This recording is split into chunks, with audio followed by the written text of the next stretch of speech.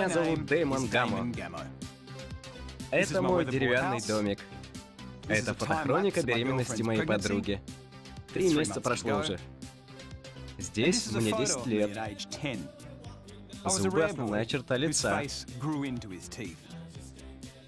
5 лет назад, когда я встретил свою девушку, я в основном жил на сигаретах, сахаре и домашней австралийской пицце.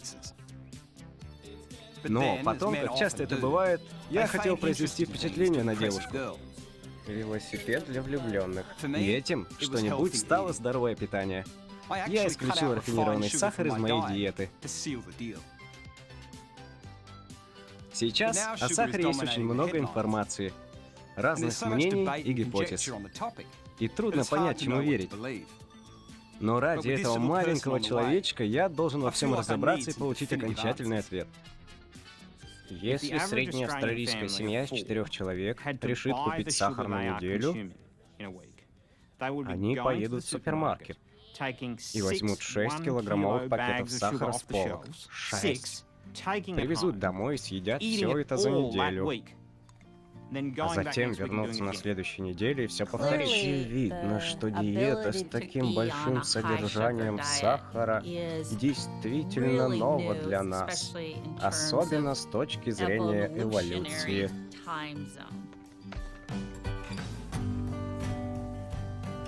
Сахар стал так распространен в современном обществе, что если вы уберете с полок супермаркета все продукты, содержащие его, то останется только 20%.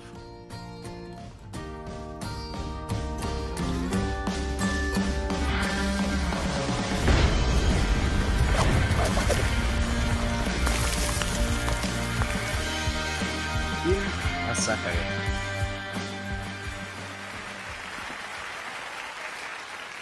Дамы и господа, мальчишки и девочки, перед вами краткая история сахара.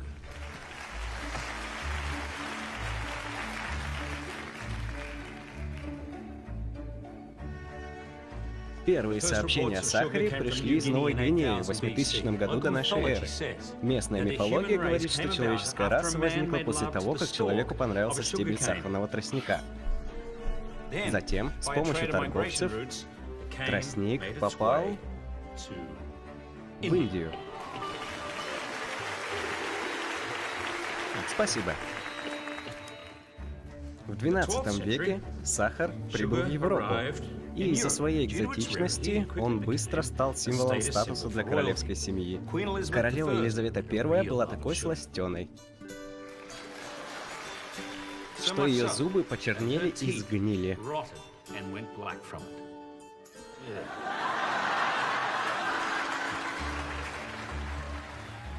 В начале 20 века сахар по-прежнему считался лакомством. То, что вы бы добавили в чашку чая или кофе, но в 1955 году произошло событие, которое сильно повлияло на количество сахара, которое мы потребляем сегодня.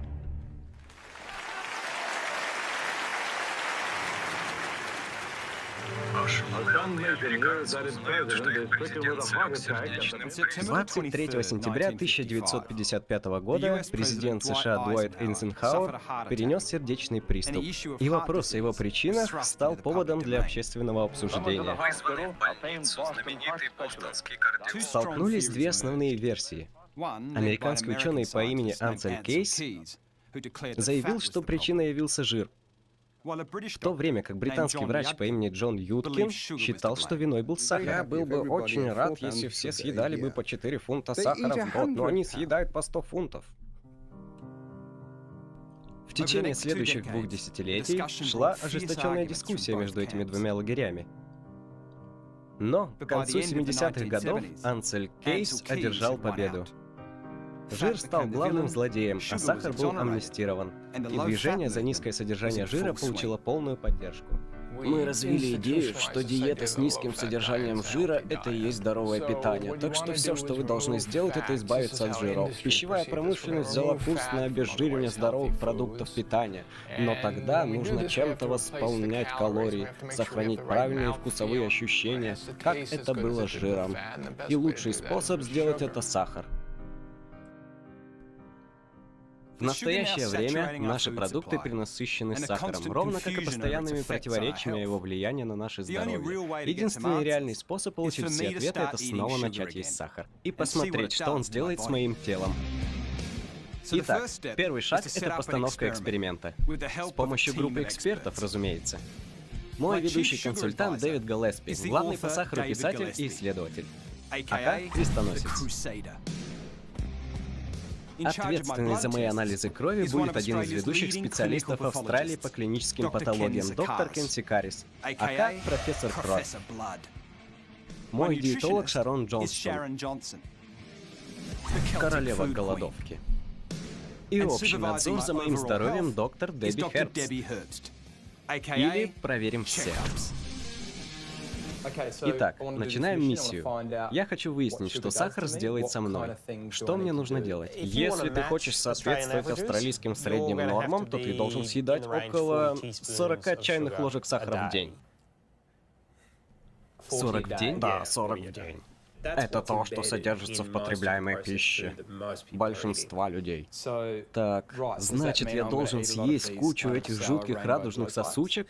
Я имею в виду, что как я доберусь до 40 чайных ложек в день? Тебе не нужно есть именно это, чтобы добраться до 40 чайных ложек. Ты просто идешь в супермаркет, и ты получаешь свои 40 чайных ложек. Цель в том, чтобы протестировать эту суперсахарную диету.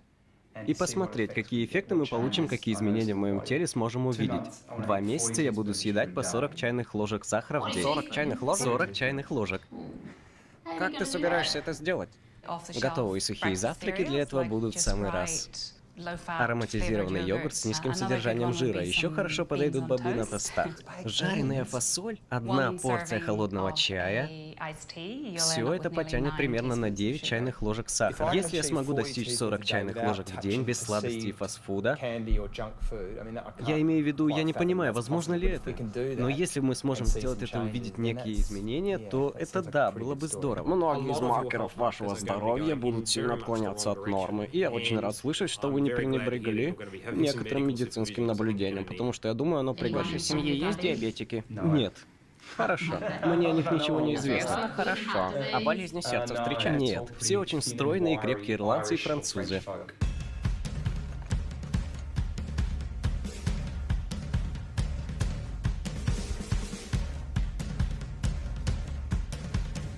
Мы будем смотреть на изменения уровня сахара в крови, на изменения в крови, которые могут повлиять на сердце. И более того, мы отследим изменения в ваших внутренних органах, а именно количество жира в них. Я хотел бы переместиться в 1932. Договорились. Приехали.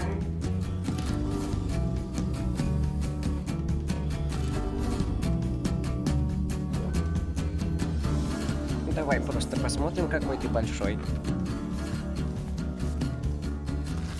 Итак, у тебя действительно нормальное здоровое кровяное давление. 121 на 79. Частота пульса 75, так что это очень хорошо. Отличненько. Теперь послушаем, как работает сердце.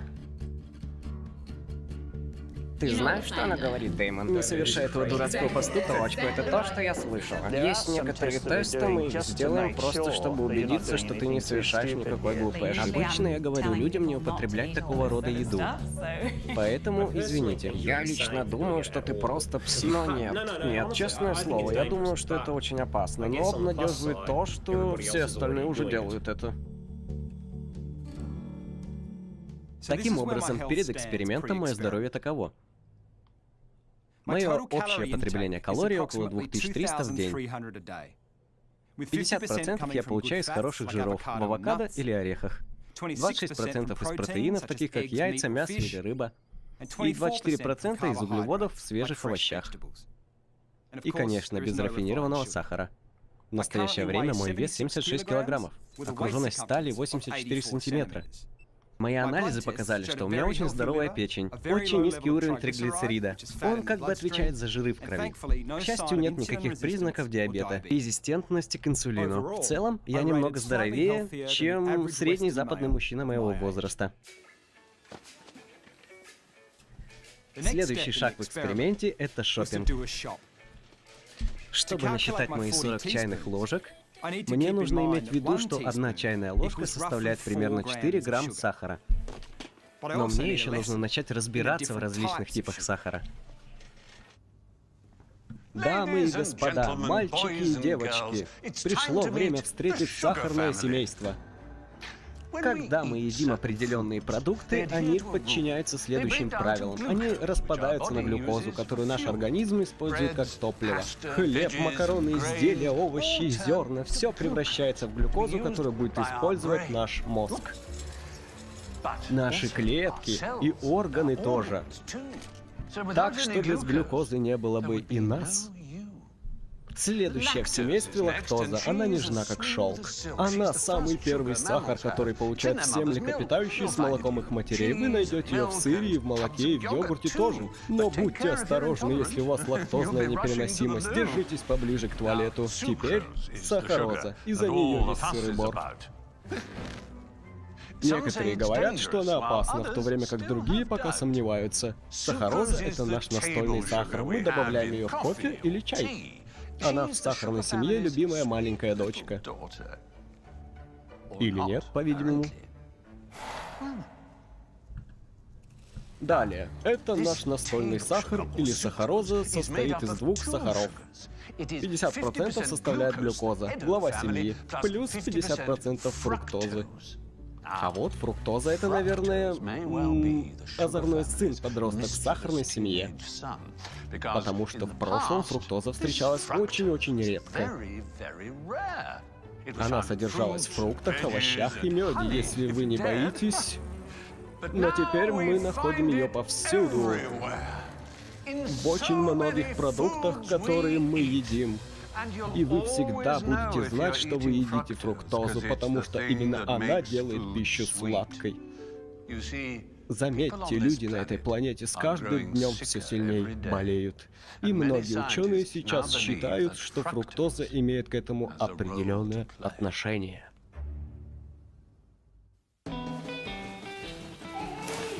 Первый груз. Почему бы нам не сделать эти средние полки зоной сладкого? Я люблю это. Вот немного сочного сока, детка. Коробка сока, бэби. Up and go.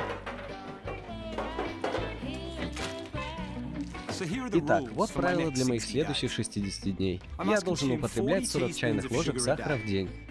Но они должны содержаться в часто употребляемых здоровых продуктах и напитках. Так что никаких сладких напитков, шоколада, кондитерских изделий или мороженого. Эти мои 40 ложек сахара будут состоять из фруктозы и сахарозы, таких как варенье или природные сладости. Изюм, например. Я должен всегда выбирать маложирные продукты и поддерживать на прежнем уровне свои физические нагрузки. Вот 3 круга пробежки по моему саду дважды в неделю и 10-минутная тренировка в моем домашнем тренажерном зале. И в домашнем я имею в виду сделанном дома.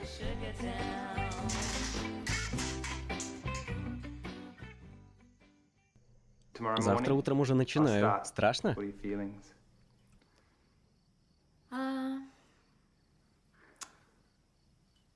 Я надеюсь, все будет хорошо.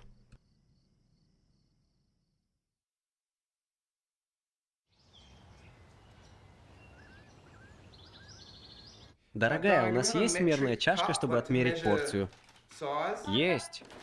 Да, Just Street говорит мне, что это 12 граммов сахара на порцию, не так ли? Так вот, делим на 4, будет примерно 3 чайные ложки сахара на порцию. Это рекомендованный размер порции, с 3 чайными ложками сахара. Не знаю, как вы, но я молодой растущий организм, и мне нужно немного больше этого. 2 будет в самый раз. Или, может, 2,5? Хорошо, таким образом 2,5. Так, 1 это чуть менее 3 чайных ложек, 2 это 6 чайных ложек, и еще половинка. Получается около 7,5 чайных ложек сахара, только в этой чашке, а я еще не добавил йогурт. Порции 27 граммов, но в нем часть лактозы, поэтому я считаю сахара 18 граммов. 18 делим на 4 будет чуть более 4. Итак, 4 и мои 7 ровно 11 ложек сахара. И еще я должен сочетать мой сок. Мне надо около 400 мл яблочного сока, чтобы напиться. Там содержится примерно 9 чайных ложек. Передо мной почти 20 чайных ложек. для начала дня. Привет, Дэвид, как дела? Хорошо, а твои? Слушай, партнер, ответь на маленький вопрос. Я съел мой первый завтрак. В нем содержалось около 20 чайных ложек. 20 чайных ложек? Мне самому не поверилось, но я сделал все расчеты, и это только кажется абсурдным. Дружище, если ты хочешь придерживаться нормы, то остается всего 20 чайных ложек до конца дня. Это то, что я имею в виду. Я должен буду есть только сельдерей до конца дня. Это же безобразие. Когда люди добывали пищу охотой и собирательством, они искали и фрукты. Нужно понимать, что сладость в еде была. Нам действительно необходимы калории. В нас сидит древняя жажда сахара. И сладкую пищу употребляли, но в небольших количествах. Это тот случай, когда искали мы немного, а нашли столько, что, явный перебор. Рассуждая в терминах эволюции, нам не нужно столько рафинированного сахара.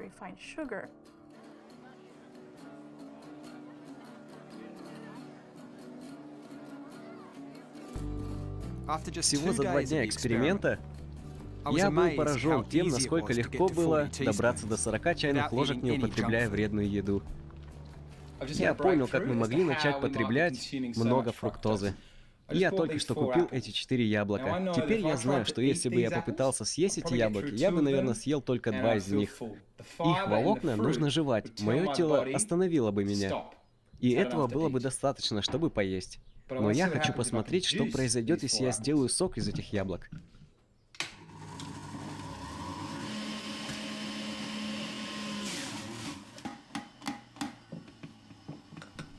Итак, все 4 яблока. Сахар из 4 яблок в одном стакане. Одно яблоко составляет около 4 чайных ложек сахара, так что в этом стакане 16 чайных ложек сахара. Смотрите, природа дала нам этот идеальный маленький контейнер, и в нем есть все питательные вещества, благодаря которым мы чувствуем насыщение, и в нем нужное количество сахара. Но мы изобрели машину, которая извлекает только сахар. А потом мы выбрасываем все остальное прочь.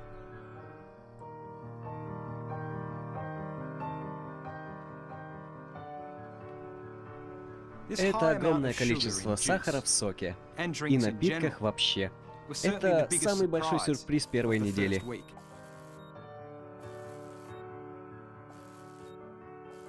Напитки на самом деле создают прорыв. То, что я называю эффект цунами. Таким образом, мы в основном и получаем эту огромную волну сахара, которая попадает в наши организмы, и это имеет большие последствия.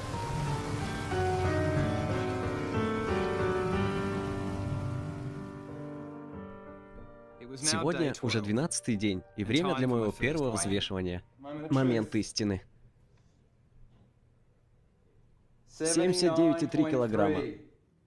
Я сейчас заплачу. Почему? 3,2 килограмма. Через 12 дней? И это без единого газированного напитка, без мороженого и шоколада, только на здоровой еде. Это тревога, ужас, ужас. Сигнализация Дебби сработала не потому, что я поправился, а потому что все это отложилось только в моем животе. Это называется висцериальный жир. У меня будет ребенок. Вот хорошая иллюстрация этого. На этом снимке жир виден в черном цвете. Смотрите, под кожей есть совсем небольшое количество жира, но много висцериального жира внутри. Он окутывает органы. Существует и термин для этого – ТСЖВ. Тонкий снаружи, жирный внутри.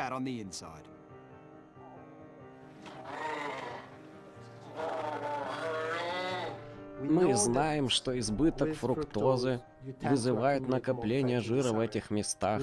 Мы не знаем, почему это происходит, но знаем, что когда есть ожирение внутренних органов, возникает много метаболических заболеваний. Надпись на доске. Диабет 2 типа, ожирение, болезнь сердца.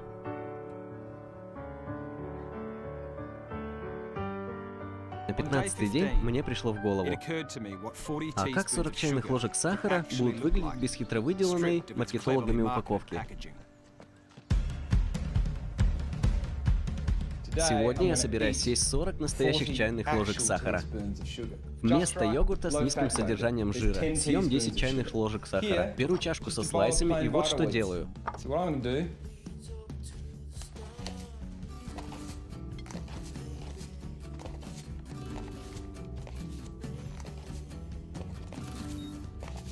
Это сейчас одно и то же.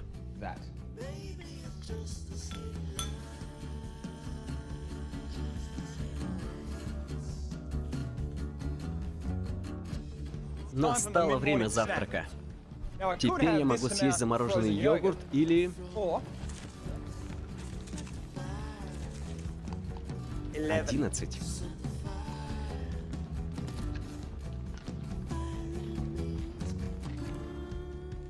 Время обедать.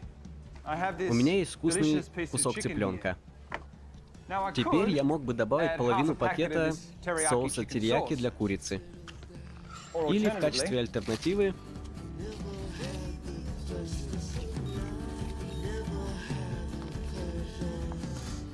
теперь, чтобы запить его, я мог бы выпить вот это. Или...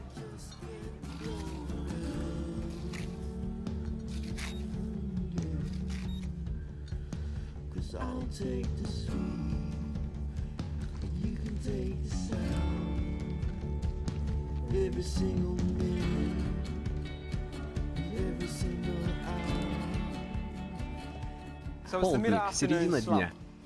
Теперь, чтобы подкрепиться, могу съесть пастилу из яблок, клубники и клюквы. Или вместо этого бутерброд с сахаром 7 ложек.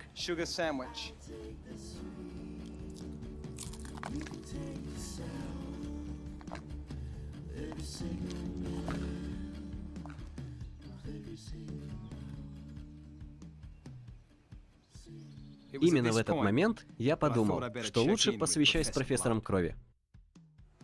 Большие изменения в работе печени. Заметно удивительное увеличение одного из ферментов. Поднялся уровень ALT. ALT является ферментом печени, который способствует реакциям расщепления. Если ALT появляется в крови, там, где мы его измерили, это говорит о том, что клетки печени повреждены или умирают. И вот. Вы знаете, это действительно. Мои клетки печени умирают, как и есть, они умирают. Это очевидное ожирение. У вас есть признаки ожирения печени, это действительно с вами впервые. Я вижу, что это появилось недавно, в течение 2 или 3 недель. Учитывая, что моя печень превратилась в жир всего за 18 дней, я думаю, что пришло время понять, что делает сахар, когда поступает в организм. Это актер Брентон Туэйтес. Он очень любезно предоставил нам свое тело для следующей демонстрации.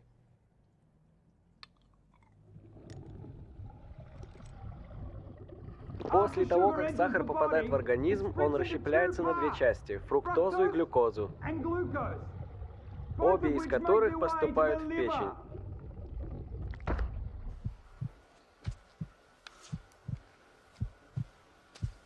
В печени глюкоза либо сразу используется для получения энергии, или же хранится для последующего использования как запасной аккумулятор. Но фруктоза действует по-другому. Печень не перерабатывает фруктозу, потому что она редко встречается в природе, и в большинстве своем она превращается в жир. Если все наши запасные аккумуляторы полностью заряжены, некоторые из этих жиров остаются в печени, и это повышенный риск заболевания диабетом. Лишний жир из печени отправляется в кровоток, что может привести к лишнему весу и сердечно-сосудистые заболевания.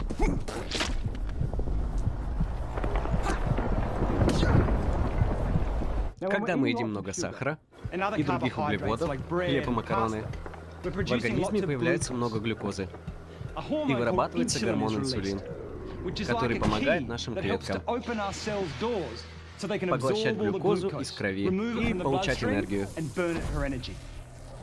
Чем больше глюкозы в крови, чем больше инсулина высвобождается. Но ключевой момент для нас в том, что в то время, как инсулин находится в крови и имеет дело с глюкозой, наши жировые клетки удерживают жир. Фактически включается процесс сжигания жира. Поэтому, когда мы едим много сахара, мы толстеем из-за ожирения печени. К тому же, из-за глюкозы повышается уровень инсулина, который удерживает жир в жировых клетках. Мы не можем сжигать жир, когда инсулин поступает постоянно в кровь из-за сахара. Это то, что происходит с огромным количеством населения. Однако, похоже, не с Брентоном.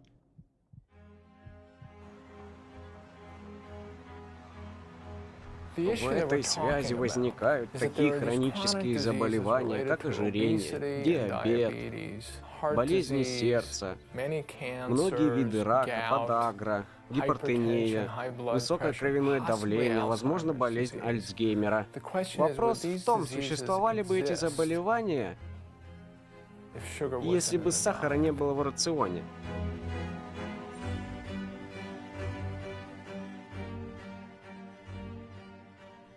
Сегодня утром я проснулся с чувством голода. Хотя вчера вечером я с удовольствием съел курицу. Я могу описать свое состояние как вялость. Тело ждет сахарной инъекции. Таким образом, с Up and Go я начну свой день. Банан, приправленный 4-5 чайными ложками сахара. Было очевидно, что сахар влияет на меня физически. Но настоящей неожиданностью было влияние на мое настроение. Это удивительно, такой сладкий. Я чувствую, что мой мозг реагирует на него мгновенно. И вкус обалденный. Еще я заметил такую вещь, как перепады настроения. Большой подъем, когда ем сахар, и чувствую себя супер, а через 45 минут я чувствую вялость, апатию. Я буду чувствовать себя рассеянным, пока не получу следующую порцию. И смогу сосредоточиться. Я просто заметила, что его концентрация снижается, и он более невнимательный. И это очень не похоже на него. Очень необычно. То, что вы описываете, абсолютно верно. Исследование показало. Сначала высокая концентрация, всплеск энергии, с последующим спадом. Мозг и тело реагируют на глюкозу.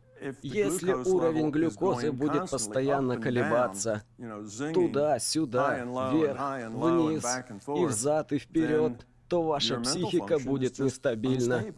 Если же ваш уровень глюкозы не меняется, то у вас в голове больше ясности. Получается, организм как бы привыкает к новой реальности, которую вы ему создали. Он получает прилив энергии от сахара. Когда этого не происходит, он говорит: «Не хочу еще». Это как с курением, подобное чувство. Расскажите мне подробнее о том, как это происходит, когда вы съедаете немного сахара. Насытились им. Совершенно по-детски себя ощущаю. Я иду такой бодрый, полон жизни на некоторое время. Быть таким и в повседневной жизни. Забавный, игривый. Но разница в том, что присутствует какое-то маниакальное состояние, чего не было раньше. Типа «эх». Теперь о маниакальном состоянии. Ведь это не похоже на счастье, верно? Возникает некое странное чувство. «Дорогая, дождь идет!» Вы так реагируете на обычные явления. Не потому, что у вас биполярное расстройство. Это явление мы видим в определенном состоянии. Когда настроение очень сильно приподнято, но это не по-настоящему приятное настроение. Итак, Дэймонд, то, как сахар в крови влияет на ваше настроение, я хотела бы показать на очень простой схеме. Это ваш уровень сахара в крови. Это точка, где мозг счастлив, потому что ему достаточно сахара. Мозг — это ваш самый важный орган в данном случае. Когда вы едите что-то действительно сладкое, леденцы или фруктовые соки, что-то в этом вроде, ваш уровень сахара в крови очень быстро повышается и затем снова очень быстро падает. Причина падения в том, что в ответ на сахар тело вырабатывает инсулин, гормон, который помогает питать клетки, снабжать их энергией. Так, после падения уровня сахара, ваш мозг больше не счастлив. Тогда в ответ на это из-за стресса выделяется гормон адреналин, который дает сигнал мозгу. съесть что-нибудь сладкое. Сахар поднимается вновь, а после выработки инсулина опять падает вниз. Поэтому ваше настроение меняется из-за повышения и понижения сахара.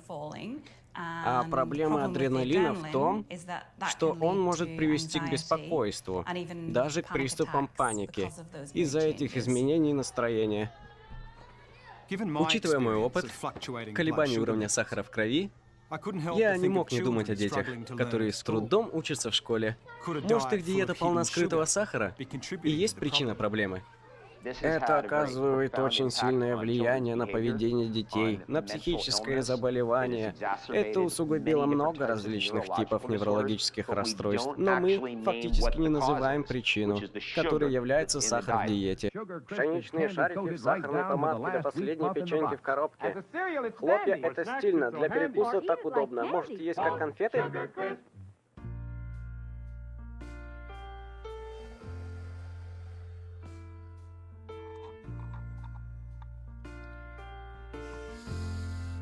Не смейся, ты знаешь, для кого я это делаю.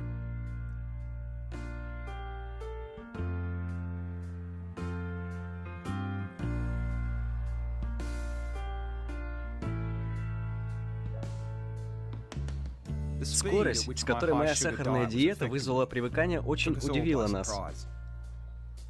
Я собирался расширить сферу эксперимента. Для этого мне пришлось уехать из города на несколько дней.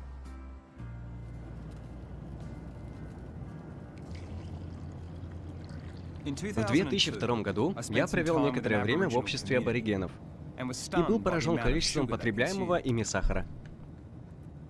Как и у многих других коренных народов, с введением западной диеты, их отношения с сахаром кажутся особенно разрушительными. У аборигенов было удивительно мало сахара в их рационе. 2 или 3 небольшие конфетки, эквивалентны тому, что абориген потреблял за год. В 2008 году Coca-Cola заявила, что на северной территории Австралии было продано напитка на душу населения больше всего в мире. В основном в местных магазинах, расположенных в общинах аборигенов. В 100 километрах от Улуру есть небольшой городок Амата. Он всегда был безалкогольным. Но в 2007 году его население, чуть менее 400 человек, стало потреблять 40 тысяч литров безалкогольных напитков. Поэтому один человек решил кое-что сделать для аборигенов. Его зовут Джон Тригенза. Это его портфель. Это его боевая повязка Путару. И это его прозвище «Цепная пила». Почему? Потому что урезать так урезать. Когда я пришел сюда впервые в 1973 году, я бы оценил, что только 10% продуктов люди покупали в магазине. Теперь это почти 100%. И здоровье людей зависит от того, что они ели. Эта зависимость от магазина была вызвана целым рядом экологических изменений. Главным из них является распространение травы, привязанной с равнин. Она вытесняла местные растения и животных. Например, куст такер, который был у них веками. Находясь в Амата, было трудно поверить, что только 40 лет назад эти люди жили, питаясь с земли. Все наши семьи и старики, все наши деды и прадеды, они ели только куст такер. Как эму, кенгуру, индейки, ели дикие помидоры, дикую свеклу, и они были здоровы. Не было никаких болезней. А потом белый человек пришел в Австралию. Он принес сладости, такие как леденцы, печенье и все такое. Магазины заполнились высокорентабельными сладкими продуктами. И теперь здоровье сообщества быстро сокращается. Джон, его коллеги и местный совет здоровья создали программу, чтобы обеспечить людей свежими здоровыми продуктами. Они назвали его Майвиру.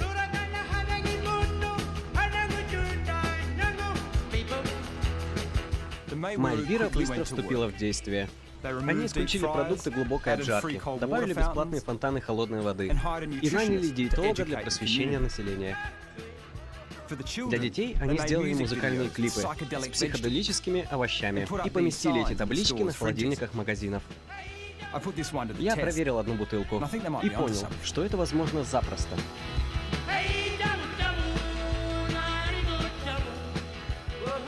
Но самое главное, местное население стало понимать, что может принимать собственные решения о своем здоровье. Сообщество Амата решило, что они решили уменьшить количество потребляемого ими сахара. Пусть они только привозят хорошую еду. В наши магазины и у нас будет здоровая еда. И напитки без сахара. Тогда наши дети вырастут здоровыми.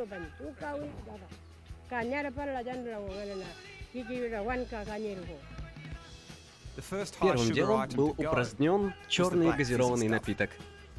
Они сказали, мы не хотим Кока-Кола, поэтому у них нет Кока-Кола. Так что никто не расстраивается по этому поводу. Это решение старейшин, и поэтому у нас нет Кока-Колы. Миавиру работает.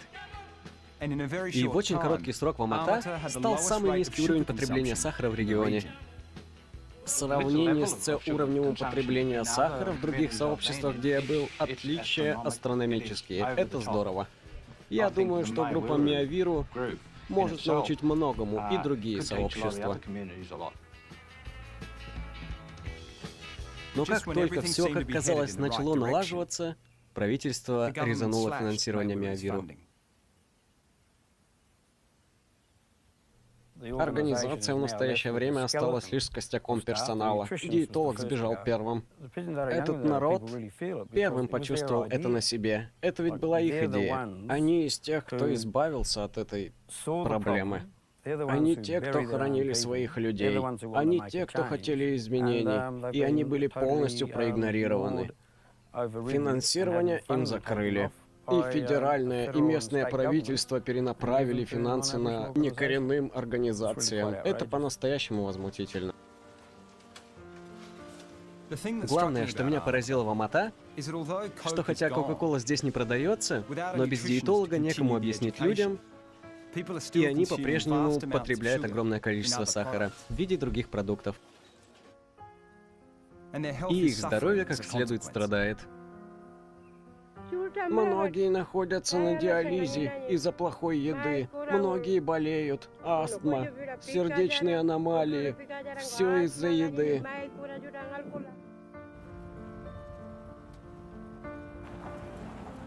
За рубежом есть мнение, что проблемы с ожирением и диабетом могут быть связаны с алкоголем. Но здесь, в Амата, сухой закон. С тех пор, как она была основана, так что все проблемы со здоровьем, в том числе диабет и почечная недостаточность, появляются из-за плохой пищи. Джон предложил мне посетить особое место, где можно почувствовать эффект отсутствия Миавиру.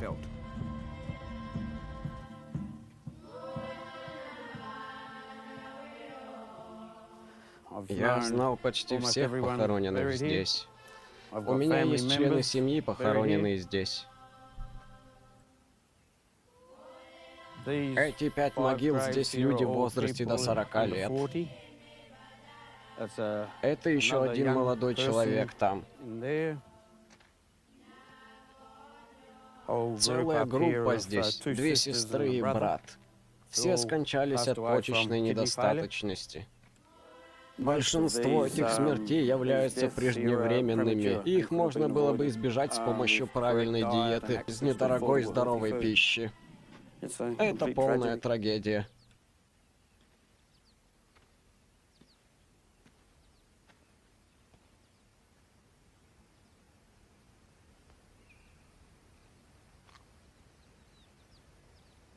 Через 4 дня в Амата мне пришло в голову, что происходящее с моим телом — это, возможно, концентрированная версия того, что произошло здесь и во многих других коренных общинах. Я жил без сахара долгое время, и теперь вдруг подверг себя диете с высоким содержанием сахара. Эффект был и быстрым, и острым. Если немедленно не будут приняты меры для восстановления правильного направления, что предлагает Миавиру, то самая древняя культура на Земле будет под угрозой исчезновения.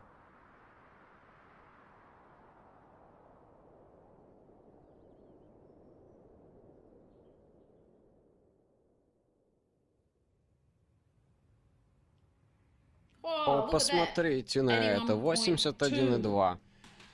81,2. Хорошо. Так что в плюсе 1,6 килограмм. Так что через месяц я набрал 5. Что-то вроде того. Ты начинал с 76, да? На 5 килограммов. О мой бог. Что? Погоди, не говори мне. 91.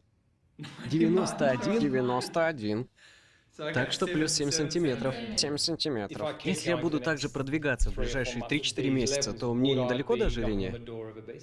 Определенно, уже недолго осталось. Я ем намного больше, чем раньше. Я перекусываю намного чаще, чем раньше. Мне стало очень трудно насытиться. Неудивительно, потому что ты не потребляешь достаточно хороших жиров и белков. Именно жиры и белки помогают нам чувствовать себя сытным. Все обезжиренные продукты, которые мы считаем хорошими для нас, и что мы должны есть, на самом деле, как правило, содержат много сахара, как ты понимаешь, и они не дают нам чувствовать себя полностью сытым. Этот феномен сахарной еды, как теперь уже очевидно, произвел действие на меня, что доказывает его опустошительный эффект в Алма-Ата. Я пакую чемодан, и мне нужно поговорить с людьми, которые знают о предмете нашего обсуждения намного больше, чем я. Висит на двери шкафа. Настало время посетить культурную столицу комфорта. Мекку рафинированной еды и сахарной индустрии, действующего самого главного чемпиона мира по ожирению. Внимание, Америка! Идет папа Сахар!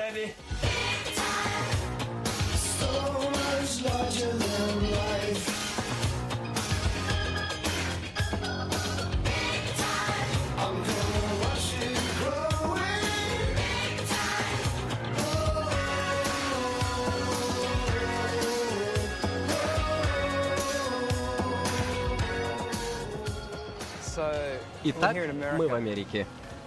Первый день — смена часового пояса. Я просто пошел в Jamba Juice и взял один такой. 139 граммов сахара. Мне нужен калькулятор для этого. Так. Получаем 34 чайные ложки сахара. В этом напитке. В этом стакане почти моя дневная норма. Какое хорошее средство для адаптации после перелета. Вау.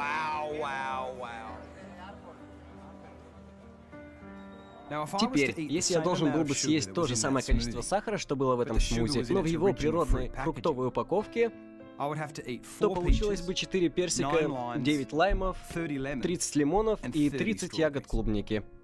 Это может быть хороший запас для медведя, собирающегося уйти в спячку. Но это может иметь разрушительные последствия для людей, которые думают, что делают здоровый выбор. Одним из интересных парадоксов на сегодня является идея, протоколируемая некоторыми из чиновниками нашего правительства, что если вы просто убрали бы Кока-Колу из Макдональдс и давали детям вместо нее пить фруктовый смузи, то они были бы здоровее. Но фруктовые коктейли все еще содержат так же много сахара, как и Кока-Кола. Первое, что я заметил в американских продуктах, было то, как трудно удержаться в пределах 40 чайных ложек. Это было не просто обилие сахара в пище, но и наличие подсластителя, называемое кукурузный сироп. Его основная область использования — это легкие напитки, которые добавляют примерно 4000 чайных ложек в год в рацион каждого американца. Люди на самом деле не понимают, что кукурузный сироп и сахар практически идентичны. Смотрите, кукурузные промышленники в 80-е годы делали все возможное, чтобы убедить людей не приравнивать кукурузный сироп к сахару. А теперь, 20 лет спустя, люди объявляют кукурузный сироп причиной эпидемии ожирения. Мы отчаянно пытаемся достучаться до переработчиков кукурузы. Говорим, что фруктовый сироп и сахар ничем не отличаются. Но сахарная индустрия не замедляется. И они говорят, это не так, это совершенно другое. В рекламе сахара и высокофруктозного кукурузного сиропа в настоящее время стало заметно, что компании придумывают всякие соблазнительные названия для разных подсластителей на основе фруктозы.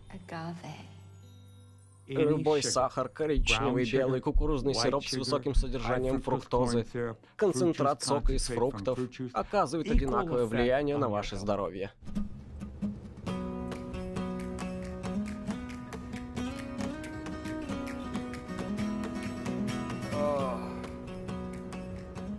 Чувствую себя совсем нехорошо сегодня. В животе тошнотворность какая-то, и голова болит все утро. И это забавно, потому что мы двигаемся по сельской Америке сейчас. Мы в Северной Каролине.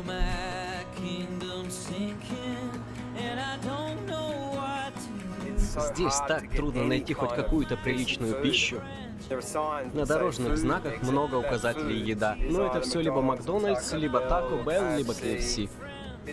Это невозможно. И если ты растешь здесь с рождения, это единственный твой кулинарный опыт и представление о еде, то неудивительно, что существует массовая проблема избыточного веса в этой стране.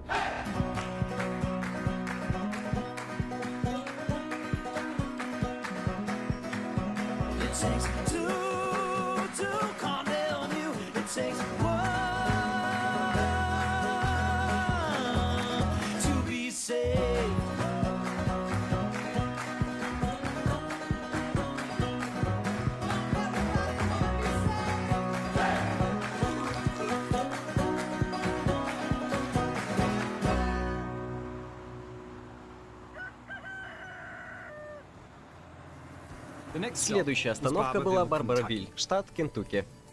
В большой войне колы 90-х годов Пепси и кола схватились в жесткой битве. Армия Пепси захватила прочные позиции в штате Кентукки. Их номер один в списке — это напиток Mountain Dew. В этой 1,5-литровой бутылке вы найдете 37 чайных ложек сахара и на 40% больше кофеина, чем в такой же бутылке Пепси-колы.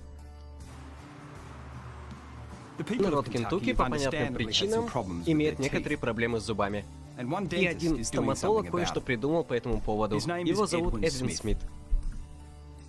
Это его почтовый ящик, это его дочь. А это он сам в уменьшенном виде. Эдвин ездит по всему штату Кентукки в автотрейлере, который он переделал в передвижной стоматологический кабинет. Он и его команда посещают школы, учат детей гигиене и лечат им зубы. В самом начале моей практики я видел пациентов, которые имели этот необычный дефект — коричневую гниль по линии десен на передних зубах. Большинство из них страдает зависимостью от Mountain Dew в частности, и тогда мы придумали термин «газированный рот».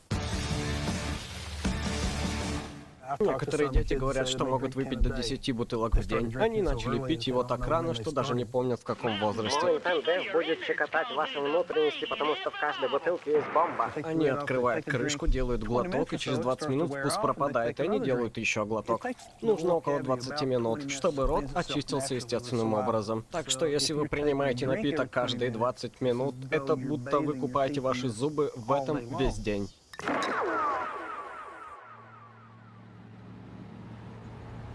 Самые маленькие дети, которых вы лечили, сколько им лет? Иногда 3-летних. 4-летних детей, у них уже много кариеса. Это называется кариес детской бутылочки. Это из-за соков, которые они наливают детям в бутылочки. И легкие напитки тоже иногда. Вы лечите в Кентукки в основном? Да, хорошо. Это восточная часть Кентукки. Горы Апалачи. Это самый бедный регион в штате. Это напрямую связано с бедностью? Да.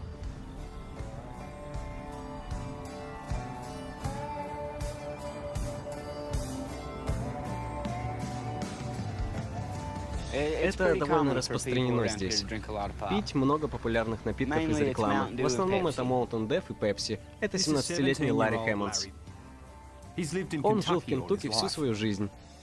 Это его тату. Это его любимая футболка. И это его зубы. Мне 18 лет будет через 8 дней, и я имею в виду, люди меня презирают из-за моих зубов. Когда я был ребенком, я не заботился о моих зубах.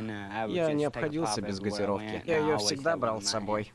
И во сколько лет ты думаешь выпил свой первый Mountain Dew? Наверное, в 2 или 3 года. А в день сколько у тебя выходит? По крайней мере, 4 или 5 бутылок. Если считать банками, то целая упаковка 12 штук. 12 банок в день? Чувак, есть еще такие в этом городе? Да. Ты вот говорил про свою кузину. Да, она выпивает около 6-7 банок в день. И ей всего 3 года. Вау, и как же она пьет прямо из банки? Нет, из бутылочки. Она переливает его в бутылочку.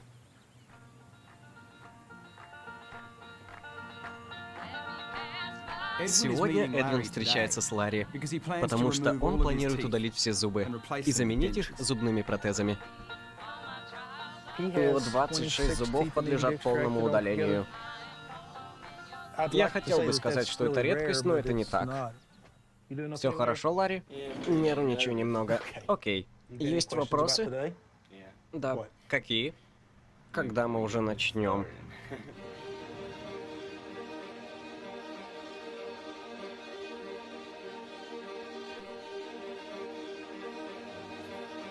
Можем ли мы пригласить его маму? Хорошо. Я не хочу, чтобы ему было больно. На его месте должна быть я.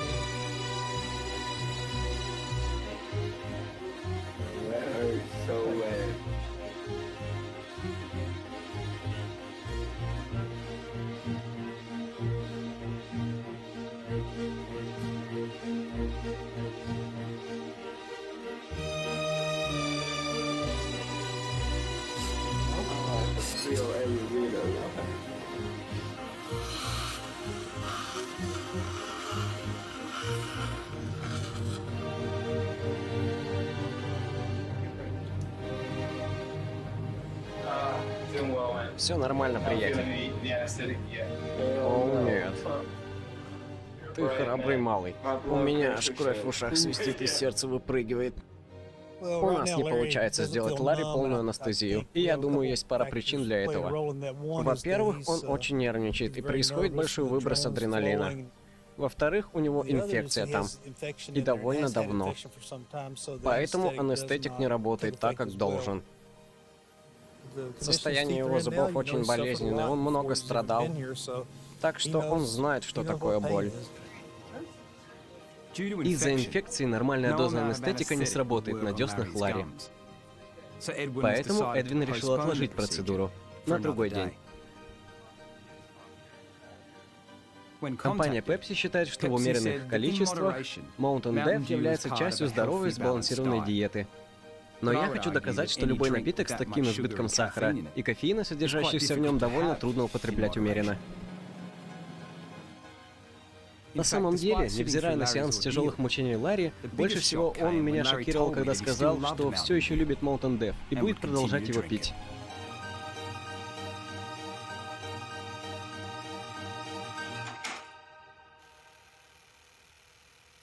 Привет, зайка. Это был удивительный день. Когда ты думаешь об Амата и видишь все последствия злоупотребления сахаром, и компания не просто не замечает этого, потому что они заботятся только о деньгах. Они не опускаются до рассмотрения последствий. Им все равно на самом деле. И я разговаривал со стоматологом о влиянии Пепси. И он сказал, что они связались с ним и передали ему: послушайте, мы действительно хотим помочь вам. И они купили им трейлер. Еще один трейлер, чтобы помочь детям. И он сказал: знаете, да, это хорошо, но им нужны не трейлеры, а просвещение. И заявил сегодня: Им просто не нужно пить этот напиток каждый день. да, но как он сказал, они не собираются воспитывать детей, потому что это означает, что люди перестанут покупать этот напиток.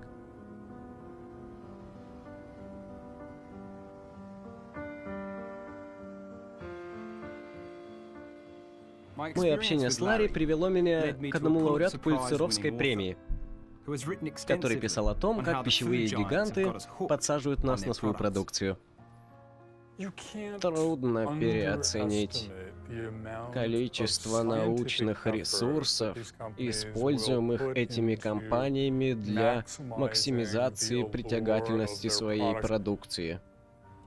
Понимание основ формирования человеческого ощущения вкусов и почему пища вызывает наркотическую зависимость. Мне повезло немного пообщаться с известным ветераном пищевой промышленности. Его зовут Говард Московиц. И он познакомил меня с его недавним творением — новой содой, ароматизатором для Доктор Пеппер. Он создал 61 комбинацию подсластителей для напитка. Опробовал их на более чем 300 тысяч дегустаторов по всей стране. Затем взял эти данные и выбрал оптимальную формулу вкуса, которая гарантирует, что их новая содовая будет улетать с полок магазинов.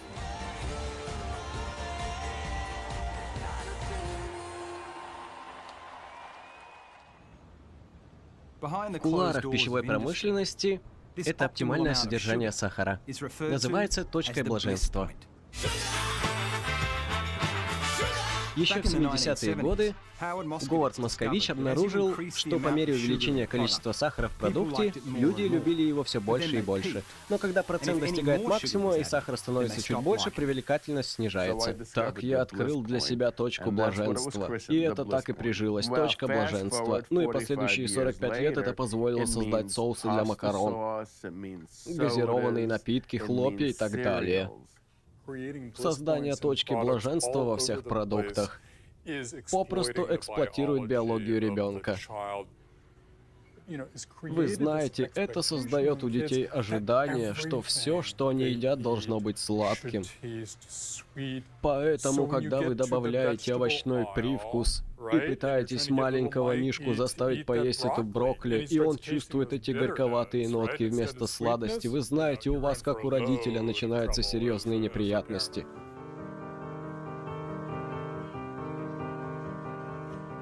Это понятно, что наши вкусы скорректировали под все эти кайфовые продукты. Коль у нас есть такая примитивная тяга к сладкому, даже сама мать природа создала ягоду, которая все делает сладким. Итак, передо мной 3 вида продуктов, которые, справедливо сказать, мне не симпатичны. Это обжигающий острый перец чили, это кислый лимон и противная бутылка яблочного уксуса. Но, видимо, если я положу на язык эту чудо-ягоду, а затем буду есть эти продукты, то они должны стать сладкими.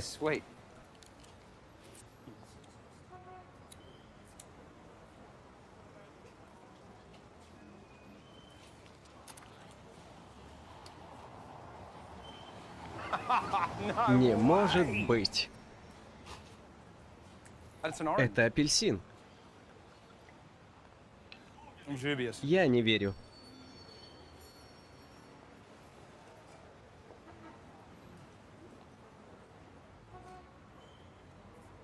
Когда он обжег мне горло, это было сильно. Но во рту... Я не знаю, что это за вкус. Может быть, лимонад какой-то, не слишком сладкий, но это был не яблочный уксус. Но это заставило меня сильно нервничать. Перец чили. Я не люблю вообще.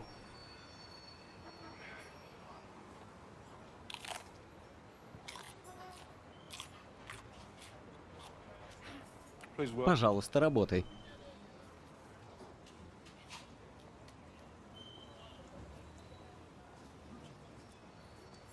Ничего. Ой, горло жжет. Там же нет чудо-ягоды в моем пищеводе. Проклятие. Этот эксперимент с вкусовыми рецепторами заставил меня понять, что пищевые компании всегда знали, что добавление подсластителей может сделать вкусным что угодно. Извините. Ну, почти не за что.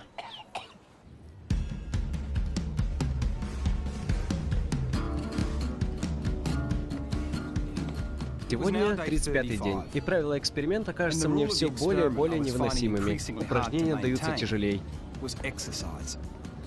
Моя мотивация резко упала. Мое сердце болит.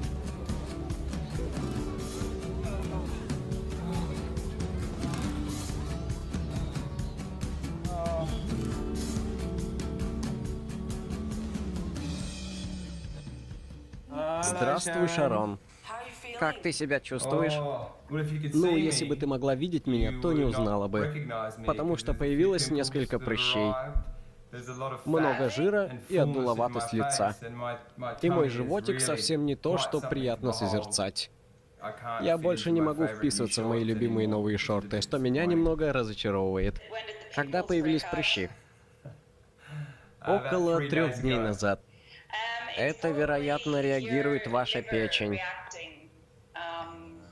Часто кожаные заболевания связаны с плохой работой печени.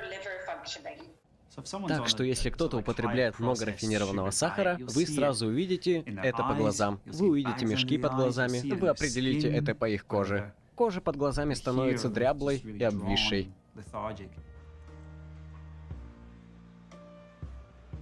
Физическое воздействие сахара на меня было очевидно. Но моя тяга к нему и оказываемый им психический эффект побудили меня исследовать, что он делает с моим мозгом. Так что я прихватил с собой мое прыщавое лицо в Орегонский исследовательский институт. Это группа ученых, которым я доверяю. У них есть эта супермагнитная машина, называемая МРТ. Они собираются засунуть в него меня вместе с мозгом. Они будут показывать мне на дисплее этот молочный коктейль с высоким содержанием сахара, затем напоят меня им через специальную соломинку. Так они получат фотографию моего мозга и покажут мне, как он реагирует.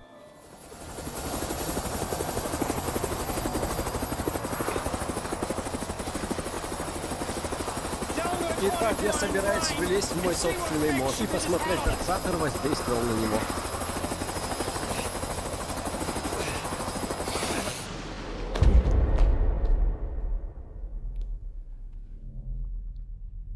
Итак, сначала мы видим то, что называется спусковой механизм, или триггер. В моем случае это был молочный коктейль. Это может быть картинка или реальный объект. Теперь, когда мы видим этот сахарный триггер, в нашем мозгу высвобождается допамин. Это эволюционное побуждение из прошлого, когда сладкое было редкостью. Поэтому, когда мы увидели его, наш мозг приказал нам получить это и дал энергию. Следующим шагом мы получаем желаемое. Мы кладем его в рот и чувствуем сладость. Эти химические вещества называются опиоиды, и бета-эндорфин высвобождаются, и мы испытываем потрясающее наслаждение. Сладкие вкусы стимулируют те же области мозга, что и никотин, кокаин или секс. Но длится это недолго. Теперь, если некоторые из нас едят сладкие продукты достаточно часто и связывают с этим счастливые чувства награды, как результат могут появиться бессознательные или даже безумные привычки, которые легко включаются обилием изображений сладких продуктов. Добавьте тот факт, что фруктоза — это половина сахара, влияет на наш центр управления аппетитом. Плюс половина из глюкозы влияет на наше настроение. И вот у нас в руках оказывается очень многовариантный инструмент. Одно из интересных открытий в этой литературе то, что чем больше продуктов с высоким содержанием сахара вы едите, тем больше растет желание есть их еще и еще. Это желание потреблять все больше сладких продуктов выглядит очень похоже на зависимое поведение. Серж Ахмед, который сейчас живет в Бордо во Франции, опубликовал действительно крутое фундаментальное исследование, где он показал, что крысы работают за сахар охотнее, чем за кокаин. В отличие от торговца наркотиками, которого, вы знаете, избегает публичности, реклама пищевых гигантов всегда на виду, куда бы ты ни пошел. В залах заседаний этих пищевых гигантов зависимость является запрещенным словом. Когда дело доходит до ожирения и болезней, пищевая промышленность всегда утверждает, что люди должны нести личную ответственность за выбор того, чем они питаются. Когда дело касается еды, толстые люди в основном очень глупые. Нет, не поймите, я была в отъезде в эти выходные, и это трудно в гостях у друзей. На протяжении более 50 лет пищевая промышленность настаивает, что ожирение вызвано избытком калорий и нехваткой физических упражнений, из чего следует, что любой человек с избыточным весом просто ленивый или алчный. Таким образом, мы только что прошли полпути. И я никогда в жизни не считал калорий.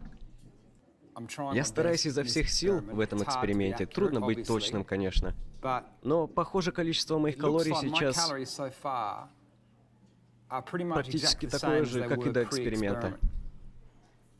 И это странно, потому что я чувствую, что ем намного больше. Но я вижу, что, когда я ел до эксперимента, авокадо или орехи и прочее, они содержали намного больше калорий в своих жирах, чем в сахаре. Так что на самом деле это половина. Например, 9 калорий на грамм жира против всего 4 калорий в сахаре. Так что я могу понять, почему мы решили, что сахар — это нормально, потому что в нем меньше калорий. Но сейчас я ем то же самое количество калорий, как и раньше, однако у меня ожирение печени, и мой живот догоняет живот моей леди.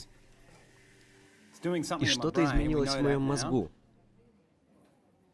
Я не чувствую себя полностью сытым. Так что, похоже, калории сахара ведут себя совершенно по-другому, чем другие калории. Сахарная промышленность сильно зависит от идеи, что речь идет только об энергетическом балансе, потому что если в сахаре существует что-то исключительно вредоносное, то оно находится в той же сфере, что и сигареты, связки табака и рака легких. Если речь идет о переедании или малоподвижном образе жизни, и если калорийность сахара ничем не отличается от калорийности брокколи, то тогда производители в порядке. Просто скажите людям контролировать вес. Если вы толстеете, ешьте меньше, и это все, что нужно. Сахарное лобби также продвигает идею, что калории есть калории, и ничего больше. И все же эти калории делают кардинально разные вещи в человеческом теле, и всегда так было.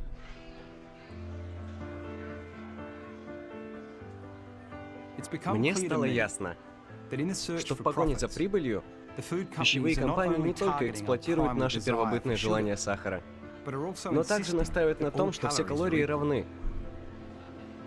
В результате мы чувствуем себя неудачниками, если у нас зависимость или избыточный вес. Возможно, алчность, которая делает нас толстыми и больными, носит корпоративный характер. Привет тебе. Привет, милая. Можешь показать мне живот? Посмотрите на этого ребенка. Он уже потихоньку пинается. Быстро. Привет, детка. Привет, детка. Привет, папа. Пока. Пока-пока.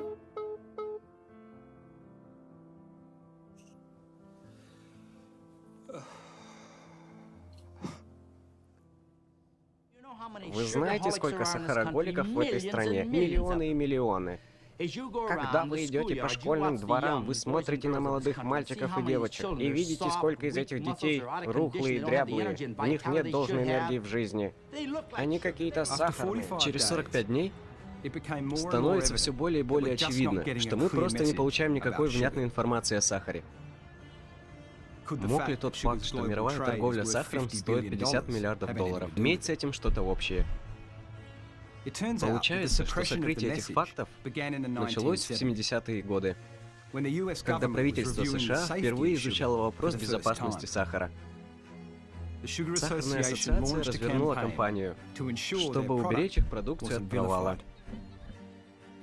Сахарная промышленность сделала наступление, когда улики были неоднозначны. И они сказали, мы собираемся доказать, что это все неубедительно.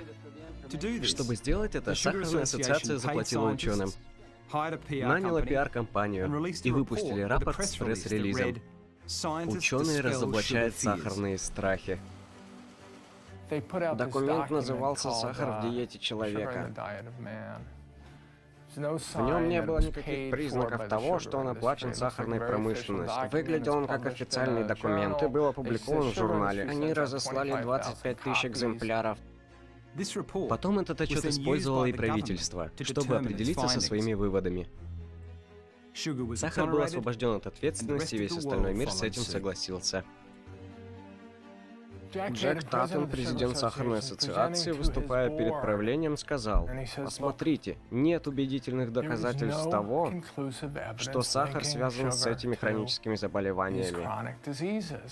И это кровь нашей организации. Это источник жизненной силы нашего продукта. И если кто-нибудь когда-либо сможет связать сахар с этими болезнями, то мы пропали. Итак, наша задача, мы должны быть уверены и убедить в этом остальных, что в этом вопросе нет никакого единого мнения».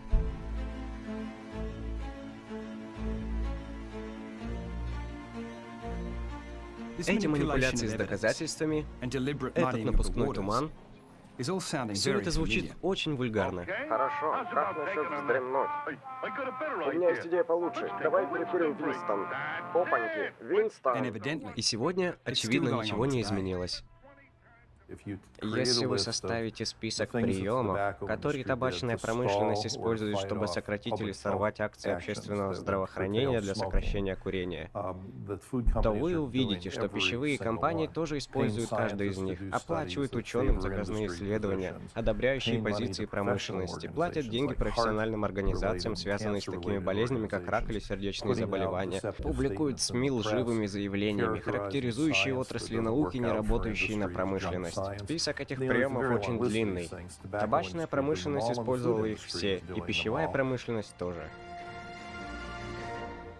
Многие из обзоров. Последний обзор о том, что нет никаких доказательств связи между потреблением сахара и метаболическими заболеваниями любого вида, финансируется сахарной промышленностью.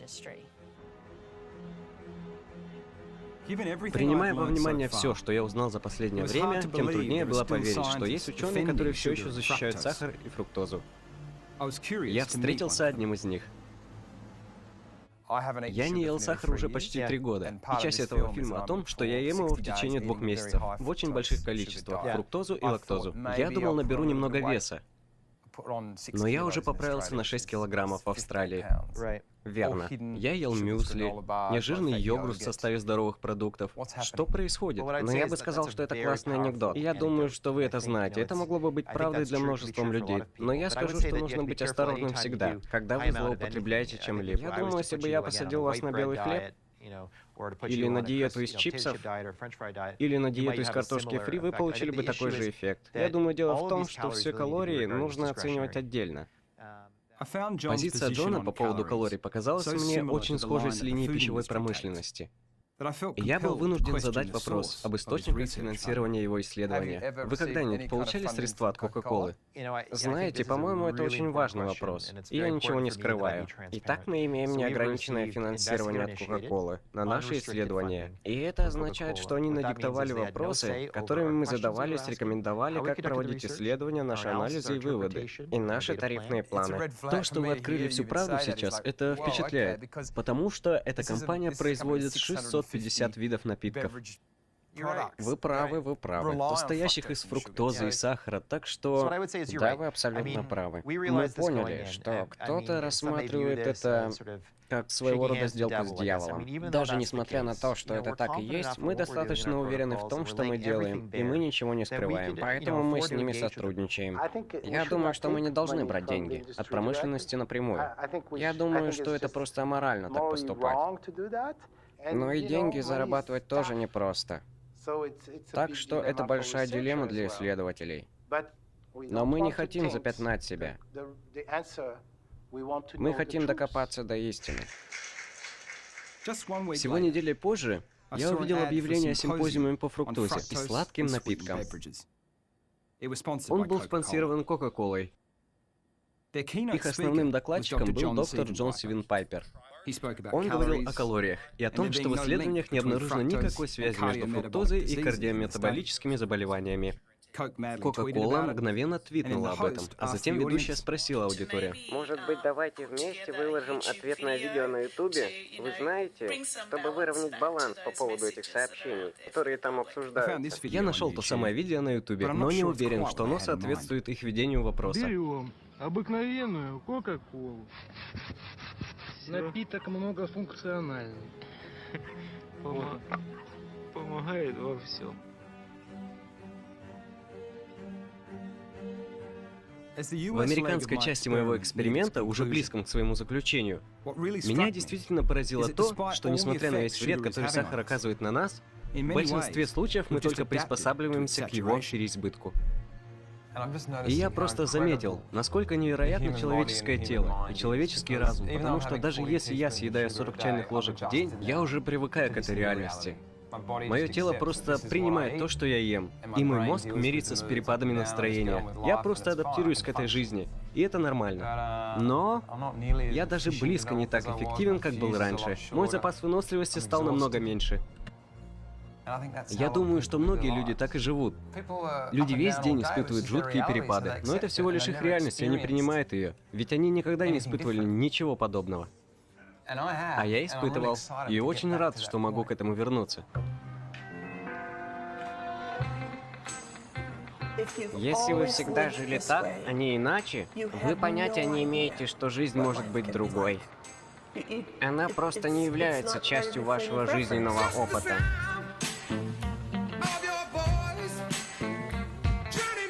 Но многие люди скажут: ну я ем сахар все время, и ты знаешь, все прекрасно. Эти люди не отдают себе отчет о том, что из-за сахара они постоянно рассеяны. Их сознание как в тумане.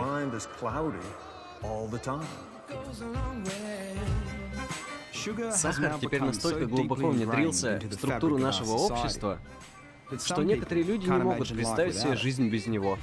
Но, допустим, мы бы убрали весь этот добавочный сахар. И что тогда люди будут делать, чтобы наполнить их жизнь теми же чувствами, которые сахар им давал, в плане значимости их предпочтений? Но мы забываем, что вы не всегда так жили. Общество изменилось. 200 лет назад нигде в мире не было фестиваля в честь сладкой еды и напитков на сахаре. Сегодня это стало непреложным условием для любой вечеринки. Но гораздо более значимо, это один из самых простых способов выражать в общении любовь. Я думаю, что сахар так укоренился у нас, потому что он на самом деле вызывает любовь. Наш мозг реагирует на химическое воздействие так же, как мы реагируем на любовь. Если мы чувствуем расстройство, что мы делаем? Съедаем немного сладкого, и «О, я чувствую себя лучше». Если в нашей жизни не хватает сладости, значит не хватает любви. «О, я просто съем немного шоколада». Если сахар имеет такие мощные взаимосвязи с нашими сердцами, умами и телами, то интересно, а что если он имеет гораздо большее влияние на нашу цивилизацию, чем мы считали ранее?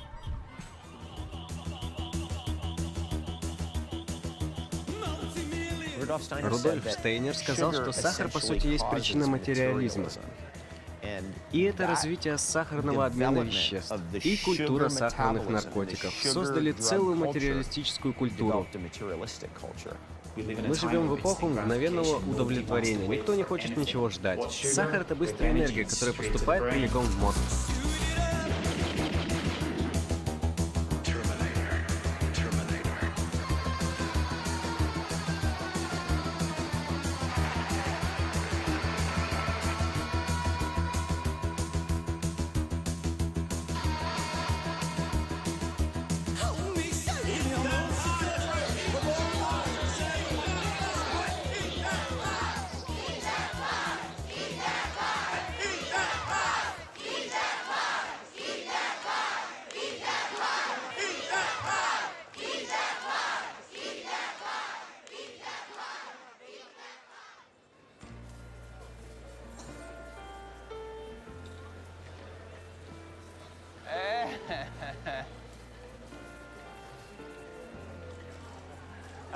Привет, дорогая.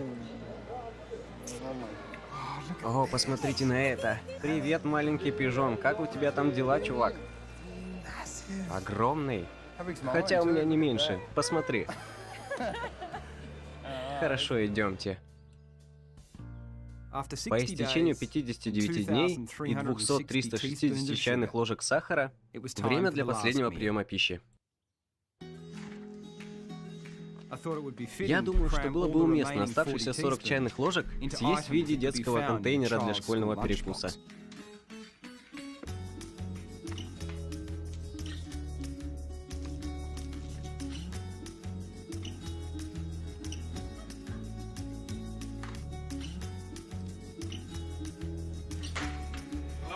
Дело закрыто. Да. Прочь. Через неделю, когда все мои анализы крови были готовы, я собрал команду, чтобы услышать окончательный вердикт о том, что сахар сделал с моим телом. Очевидно, нужно начать с печени. Ключевым маркером для определения здоровья печени является гормон ALT. Первый месяц он у меня прыгнул с 20 ниже безопасного уровня до 20 превышения. Так что скажем, что он перевел тебя из 20 лучших процентов к 10 худшим процентам в один месяц. Ожирение печени является первым шагом к резистентности к инсулину. Так что если у тебя уже резистентность к инсулину, то следующим шагом будет диабет второго типа. А затем инсулин-зависимый сахарный диабет второго типа. За один сегодняшний день в Австралии 9 людям были ампутированы разные конечности по этому диагнозу. Мой уровень триглицеридов, то есть жира в крови, прыгнул от здорового 0,8 до 1,5. Таким образом ты попал в группу риска. Господи. В течение 2 месяцев здорового питания высокий уровень триглицеридов также может указывать на переход от здорового холестерина к образованию маленьких опасных уплотнений холестерина. Они повышают риск сердечно-сосудистых заболеваний, потому что они вырастают, на стенках артерий образуют бляшки. И это весьма нежелательно. Все остальные виды холестерина не опасны, так как этот. По поводу веса. Я поправился на 8,5 килограммов и добавил 7% жира к моему общему весу. Но что наиболее зловещее, моя талия стала больше на 10 сантиметров. И это все опасный вицериальный жир. Я показал небольшие изменения в тесте на утяжеление задницы, зато мощные крылья выросли над ней. И самым успешным был высоконаучный тест на время и амплитуду колебаний жирной волны после пощечины по животу. Я была удивлена, как ты это сделал в такой короткий промежуток времени, употребляя только безвредную, здоровую пищу, которую все считают нормальной для употребления. И мы беспокоимся о будущем. Об этой эпидемии ожирения в Австралии. Приведет ли она к заболеваниям печени в долгосрочной перспективе? Но, пожалуй, самым поучительным из результатов оказался подсчет количества калорий. Как я обнаружил, мое потребление калорий было практически таким же, как и до эксперимента. Большая разница была лишь в источниках калорий. Я слишком много здоровых жиров заменил на сахаросодержащие продукты. Я, как правило, смотрел на общее количество калорий. Очень часто у нас выходило даже меньше, чем он употреблял ранее. Методику подсчета калорий до эксперимента нужно будет пересмотреть. Такой подсчет калорий — это интенсивное тяготение, и это наша вина также, как и ответственность. Потому что эту мысль мы пытались донести последние 30 или 40 лет, но мы действительно хотим изменить ситуацию к лучшему. И Деймонд — это живое доказательство, это не калории, это источник калорий. Это то, с чего они берутся. Я удивлен, как быстро у тебя все пошло под гору. Набрать столько веса всего за 60 дней? Без увеличения количества калорий ты питался недешевой едой. И получил такой большой эффект плюс 10 сантиметров в талии и 8,5 килограммов в весе. Разработан полномасштабный способ ожирения, ведущий к циррозу и резистентности к инсулину. Это катастрофа.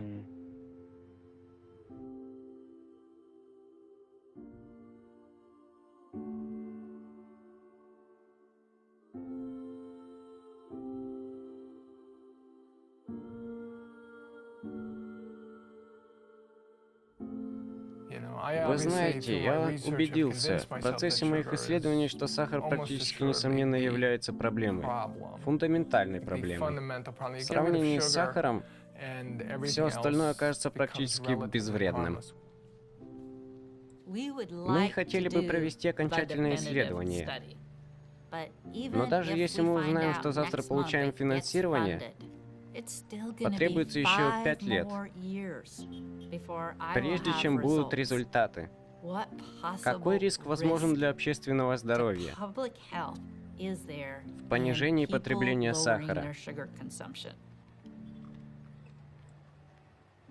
Это наша проблема. И мы все должны работать вместе, чтобы ее решить. И я хотел бы видеть, что пищевая промышленность вместе с учеными, здравоохранением, провайдерами тоже хотят этого.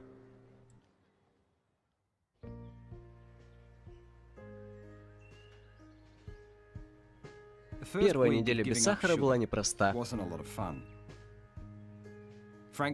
Откровенно говоря, я не чувствовал разницы между отказом от сахара и отказом от сигарет. У меня была головная боль, я был капризным, сны были ужасны.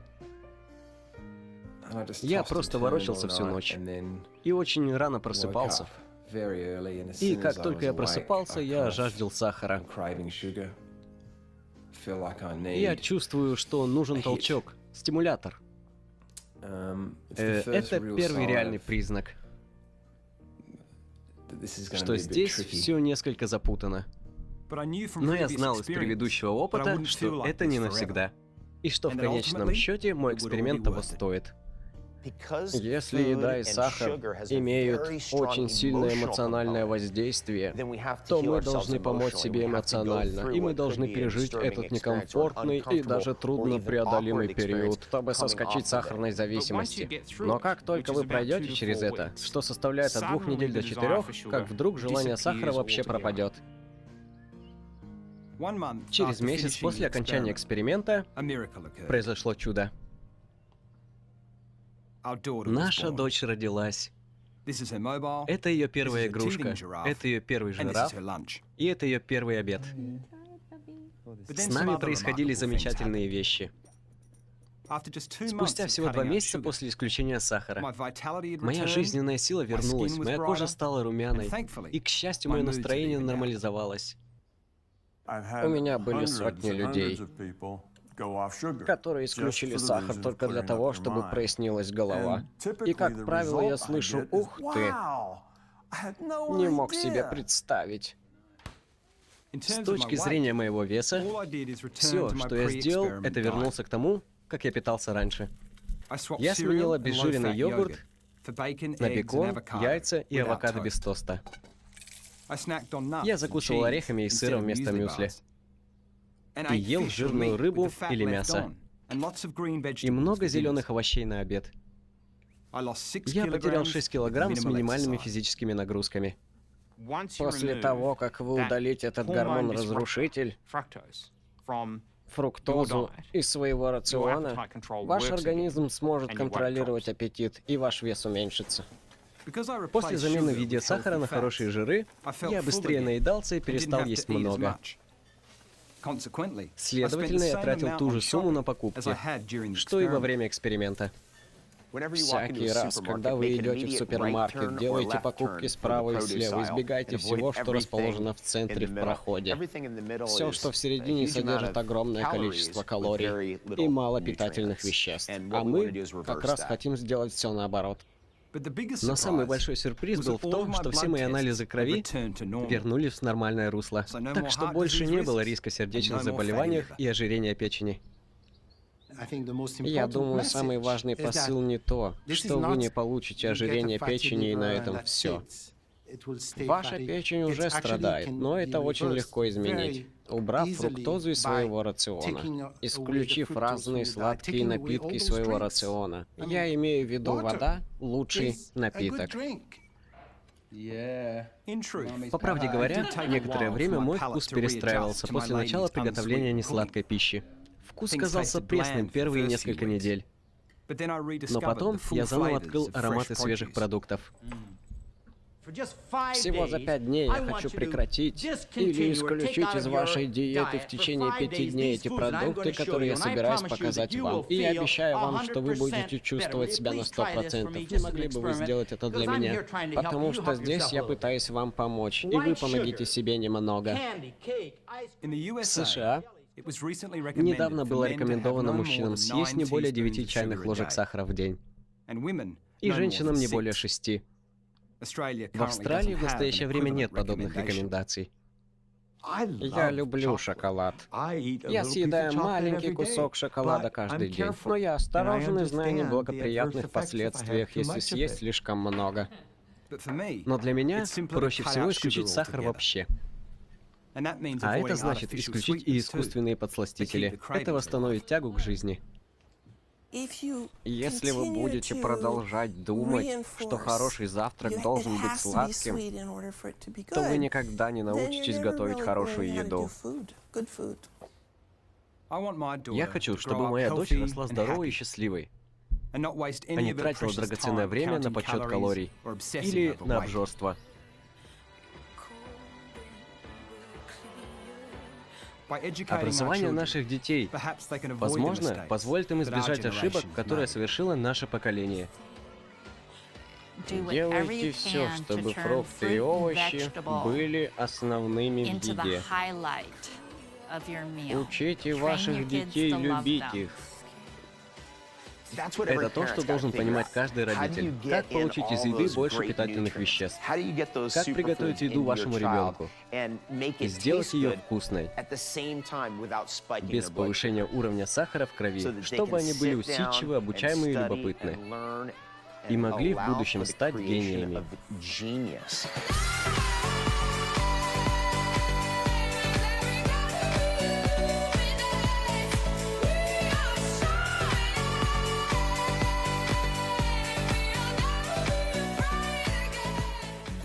Вот почему мы провели этот эксперимент с сахаром. Мы должны были доказать, что это ошибочный путь, чтобы вдохновить нас на следующий шаг. Я, конечно, не думаю, что сахар виноват во всех проблемах со здоровьем. Но учитывая его изобилие в наших продуктах, снижение его потребления было бы прекрасным началом для здорового питания. Пачка сахара не зло, но жизнь гораздо лучше, когда вы от нее избавитесь.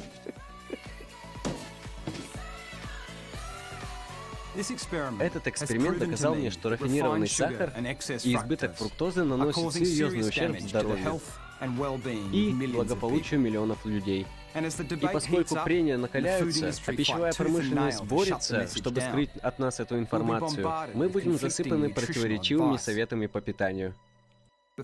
Но для меня есть простое доказательство в виде пудинга, в котором около 10 чайных ложек сахара.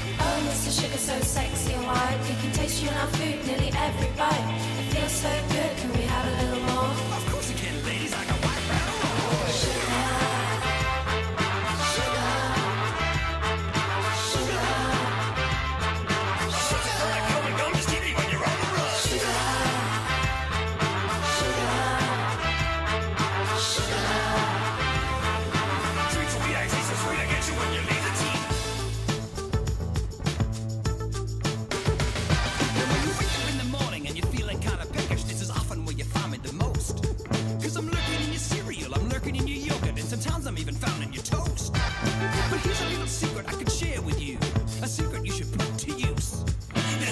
6 cheeky teaspoons of fame hiding in a glass of juice. See, some people think that Mr. Sugar hangs out only with the bright-colored snacks. But I've been spreading my crystals all over your food, and the company's been hiding the facts.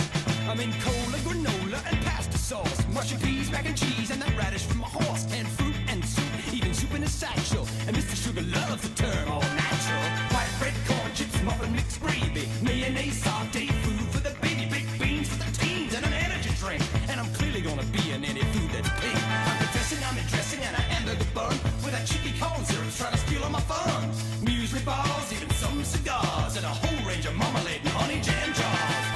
Mr. Sugar, so ubiquitous. Our addiction to you is quite ridiculous. We feel so sick when you're not around. That's why a spoonful of me helps a medicine go down. Sugar! Sugar! Sugar! Sugar! Sugar! I put me in your coffee. Sugar! I'm the only thing in coffee. Sugar! Pick you up when you're down. Sugar! You should try me at Brown. Sugar! Play it quickly for quiz. Sugar! I'm coming for you kids.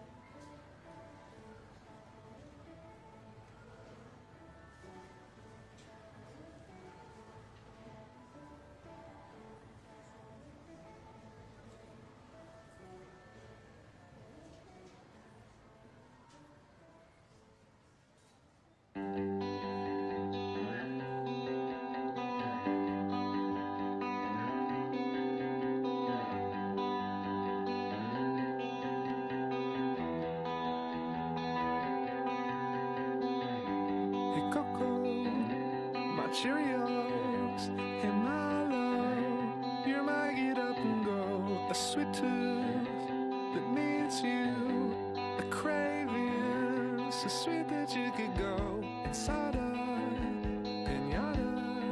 You like sugar, you like sugar, you like sugar, you like sugar, you like sugar, you like sugar. You like sugar, you like sugar. Your sweet touch is too much. I can't leave. You're the root of my decay, like the first taste of chocolate cake or honey. Well, how will I stay with me? You like sugar, you like sugar, you like sugar, you like sugar. You're like sugar, you're like sugar, you're like sugar, you're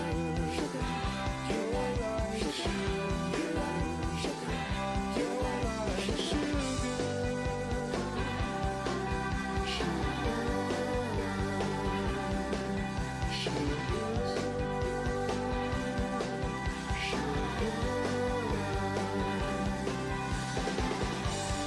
Whipped cream, jelly beans, Halloween.